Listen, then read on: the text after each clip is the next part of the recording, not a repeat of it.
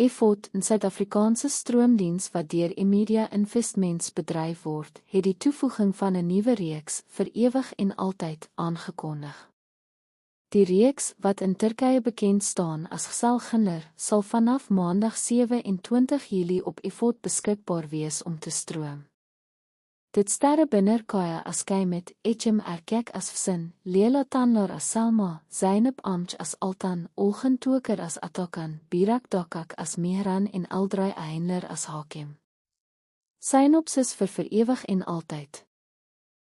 Die verhaal draai om Selma en Mehran, wie se lot sedert geboorte verweef is. Gebore op presies dieselfde tyd in dieselfde dorpie in Oos-Anatolië, het 'n wyse dorpsoudste genaamd Sitrak voorspel dat hulle bestem is om mekaar diep lief te hê, maar het gewaarsku dat 'n skielike tragedie hulle uit mekaar sal dwing. Jare later kom die profesie waar. Selma en Mehran raak verlief en raak verloof. Kort voor hul troue brand Mehran se huis af in 'n rampagtige brand. Selma word vir die ramp blameer, haar verloving val uitmekaar en 'n hartgebroke Mehran verhuis na Istanbul waar hy alle kommunikasie afsny.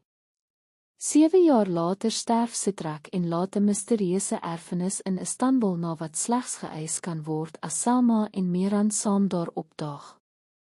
Met finansiële swaarkry in van reis Selma na Istanbul om haar voormalige verloofde op te spoor.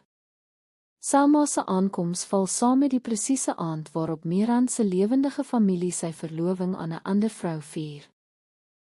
Haar onverwagte verskyning dompel die huishouding in die humoristiese chaos, steek ou gevoelens weer aan, bring begrawe geheime na vore en dwing albei families in 'n gedeelde, chaotiese avontuur.